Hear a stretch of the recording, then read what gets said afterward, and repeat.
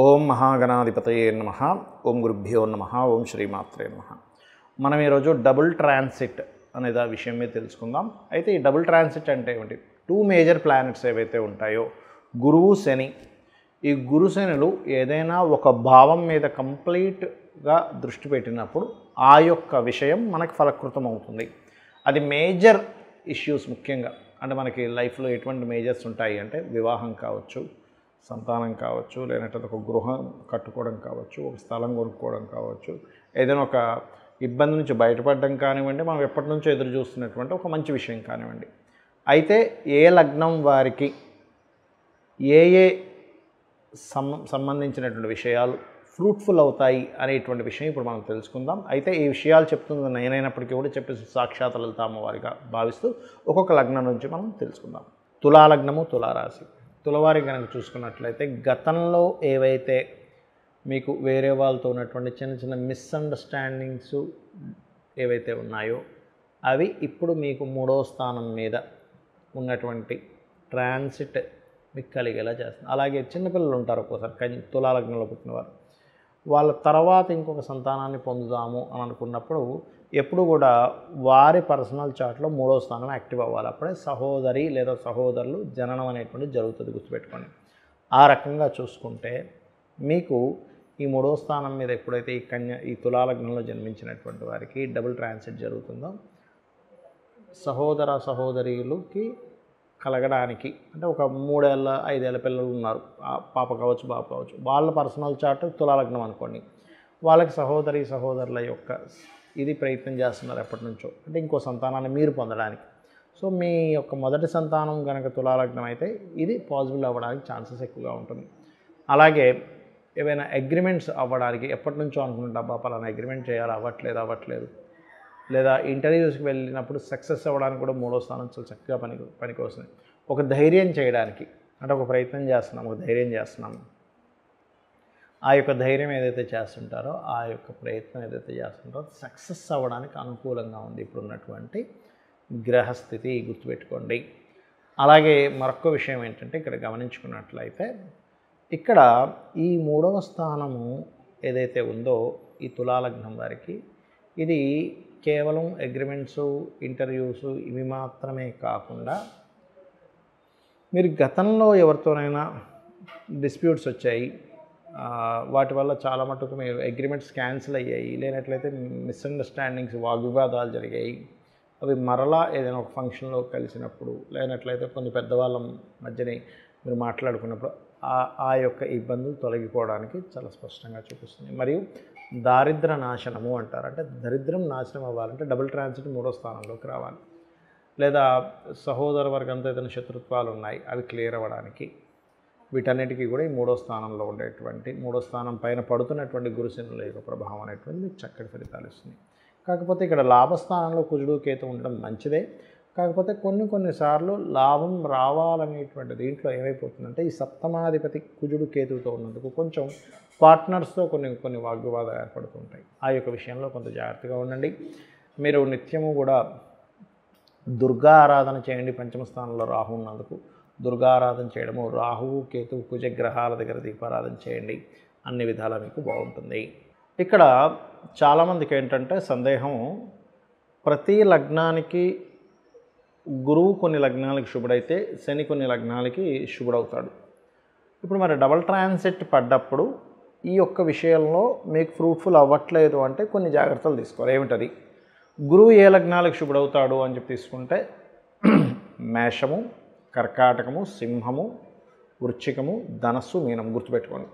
ఈ లగ్నాల వాళ్ళు గురువు శుభుడవుతాడు కాబట్టి శనికి సంబంధించిన రెమెడీ చేసుకుని ఉంటే మీకు ఈ డబుల్ ట్రాన్సిట్ అనేది యోగిస్తుంది.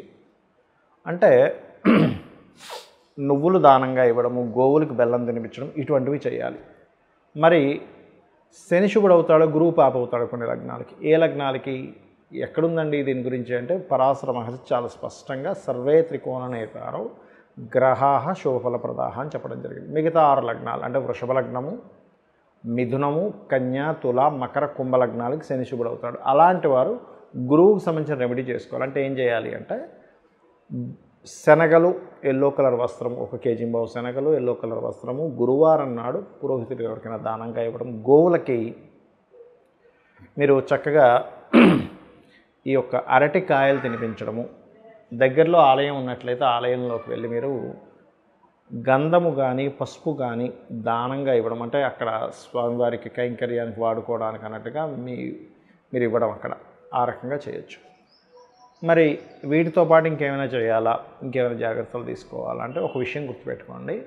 ఇక్కడ ఎప్పుడు కూడా ఈ 2 గ్రహాల యొక్క ప్రభావం ఏదైతే ఉందో కర్మ జీవ అంటే మీ యొక్క కర్మని అనుభవింపజేసేటువంటి ఒక కాంబినేషన్, అంటే అది మంచి ఫలితాలు ఎక్కువగా ఇస్తుంది. గుర్తుపెట్టుకోండి, ఈ 2 గ్రహాల యొక్క దృష్టి అనేటువంటిది. ఇందులో మీకు ఏదైనా గనక జాతక చక్రంలో పర్సనల్ చార్ట్లో ఉదాహరణకి మీరు గృహాన్ని కొనుగోలు చేసేటువంటి మహాదశలు అంతర్దశలు నడుస్తున్నాయి ఉదాహరణకి, అంటే 4వ స్థానాధిపతి మహాదశలు నడుస్తున్నాయి. దాని మీద కనుక గురుశనుల ట్రాన్సిట్ వస్తే ఇంకా ఖచ్చితంగా కొనేసుకుంటారు. అలాగే సప్తమాన్ని రూల్ చేసేటువంటిది, అంటే వివాహాన్ని రూల్ చేసేటువంటి మహాదశలు అంతర్దశలు నడుస్తున్నప్పుడు ఈ డబుల్ ట్రాన్సిట్ వస్తే ఖచ్చితంగా వివాహం అవుతుంది. అయితే ఇక్కడ కొంతమందికి అది బలహీనంగా ఉంటుంది ఒక్కోసారి. అంటే గృహయోగం మహాదశ నడుస్తుందండి, ట్రాన్సిట్ కూడా వచ్చింది, కానీ ఎక్కడో దగ్గర దాకా వచ్చి మిస్ అవుతుంది అంటూ ఉంటారు. అలాంటి వారికి ఏమిటి అంటే గృహానికి సంబంధించిన మణిద్వీప వర్ణన చేసుకుంటే ఇంకొంచెం దైవబలం తోడవుతుంది. అలాగే మరి కొంతమందికి ధనం ఇచ్చేవండి, ఇప్పుడు ధన సంబంధించిన మహాదశ నడుస్తుంది, ధనానికి ఉన్నటువంటి మహాదశలో అంతర్దశలో నడుస్తున్నాయి. కాకపోతే ఇక్కడ మనకి భుక్తినాథుడు ఇస్తున్నాడు కానీ ట్రాన్సిట్ కూడా కొంత వస్తుంది, కానీ ఎక్కడో మళ్ళీ ఇదిగో రేపు ఇచ్చేస్తాడు అనుకునే, రేపే మీకు మీ డబ్బులు తీసుకెళ్ళిపోండి అని చెప్పినటువంటి వ్యక్తులు ఎక్కడో మళ్ళీ లేట్ అవుతుంది, ప్రొలాంగ్ అవుతుంది అన్నప్పుడు ఓం సంపత్కరీ సమారూఢ సింధుర వ్రజ సేవితాయ నమః అని మంత్రం చేయండి. లేదా ఓం ధర్మాధ్యక్ష ధనాధ్యక్ష ధనధాన్య వివర్ధిని నమః అని చేసుకోండి. మరి కొంతమందికి సప్తమం మీద వివాహ సంబంధించిన కారకత్వాల మీద డబుల్ ట్రాన్సిట్ ఉంది, మహాదశలు నడుస్తున్నాయి, కానీ ఎక్కడో ఆగుతుంది. ఎందుకు అలా ఆగుతుంది అంటే వాళ్ళ పర్సనల్ చార్ట్లో సప్తమంలో కేతువో రాహువో ఏదో పాపగ్రహాలు ఉంటాయి, లేదా ప్రయత్న స్థానము అంటారు, అంటే ఎక్కువ ప్రయత్నం చేయవలసిన పరిస్థితి ఉంటుంది. అలాంటప్పుడు కూడా వాళ్ళు ఎక్కువ ప్రయత్నం చేయాలి వివాహం గురించి. అలాంటి వారు ఓం కామేశబద్ధ మాంగళ్య సూత్రశోభిత కందరాయ నమః అనే మంత్రం చేస్తూ ఉండాలి. అప్పుడు వాళ్ళకి తొందరగా సెట్ అవుతుంది.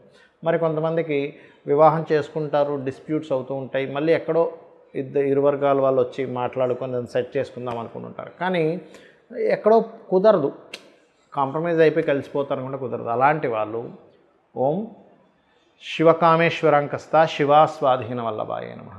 మరి కొంతమందికి ఎలా ఉంటుందంటే ఒక బిజినెస్ ప్రారంభిస్తారు, ఆ వ్యాపారంలో ఇంకేముంది ఇక్కడ నుంచి అభివృద్ధి వస్తుంది, మనకంతా కూడా క్లియర్ అయిపోతున్నాయి అనుకునే టైంకి ఇంకా ఎక్కడో రావాల్సిన లాభాలు రావు. కానీ చూస్తే లాభాధిపతి మహాదశలు నడవడము మరియు అదేవిధంగా లాభస్థానం మీద ఈ డబుల్ ట్రాన్సిట్ పడడం కూడా జరిగినప్పటికీ ఎక్కడో ఆగుతుంటుంది. దానికి కారణం ఏమిటంటే లాభస్థానం న్యాచురల్గా మీకు 11th హౌస్ ఎక్కడో స్పాయిల్ అవుతుంది. అలాంటప్పుడు ఓం ఇంద్రగోప పరిక్షిప్త స్మరతూనా భజంగికాయే నమః అనే లలిత అమ్మవారి యొక్క నామస్మరణ కనుక చేసినట్లయితే అది ఎలా అంటే మనస్ఫూర్తిగా చేయండి, ఎక్కువసేపు చేయండి. ఆ ఎక్కువసేపు ఆ మంత్రం మీదే ధ్యాస పెట్టి చేయండి. ఖచ్చితంగా మీ యొక్క పూర్వజన్మ కర్మల వల్లే మనం ఇది అనుభవిస్తూ ఉంటాం. అందరూ కూడా ఈ భూమి మీద పుట్టిన ప్రతి ప్రాణి కూడా, నేను కానీ మీరు కానీ ఎవరైనా కానీ పూర్వజన్మల్లో చేసిన మంచి కర్మలు తెలుసో తెలియకో చేసినటువంటి కొన్ని బ్యాడ్ కర్మాస్ ఉంటాయి. దానివల్లే మనిషి మంచి అనుభవించడం కానీ, ఒక హోదాలోకి వెళ్ళడం కానీ, ఒక మంచి ఉద్యోగం రావడం కానీ ఇవన్నీ జరుగుతుంటాయి. ఒక ఇబ్బంది పడడం కూడా దానివల్ల జరుగుతుంది. అయితే పాపకర్మను దగ్ధం చేసేటువంటి శక్తి అమ్మవారి నామాలకి, అదేవిధంగా సూర్య నమస్కారాలకి, ఏదైనా ఆలయానికి వెళ్ళి అక్కడ ఏదైనా మీరు చేసే సేవ వల్ల తొలగుతుంది అని శాస్త్రాలు చెప్తున్నాయి. కాబట్టి ఈ మంత్ర సంబంధించినవి చేయండి. అదేవిధంగా మరి కొంతమందికి అప్పులు తీరాలండి, 5th హౌస్ మీద శుభగ్రహ సంబంధాలు వచ్చాయన్నారు. 5th హౌస్ అంటే అప్పుకు నెగేటింగ్ హౌస్ అంటారు కదా, మరి అలాగా అనుకునేటువంటి వారు ఓం అపర్ణాయే నమః. ఇలా మనం 1000 నామాలకి 1000 విషయాల గురించి మనం ఆల్రెడీ యూట్యూబ్లో చెప్పుకున్నాము. మీరు అందులోంచి కూడా కావాలంటే తీసుకోవచ్చు. అయితే ఇక్కడ ఏ నామాన్నైనా మీరు ఉదయం పూట కానీ సాయంత్రం పూట కానీ చేయండి. అలా అని మీరు చాలామందికి సందేహం ఉంది, ఏమంటే స్త్రీలు చేసేటప్పుడు 3 రోజులు గ్యాప్ వస్తుంది కదా, అప్పుడు పరిస్థితి ఏమిటది? ఏమీ భయపడాల్సిన పని లేదు.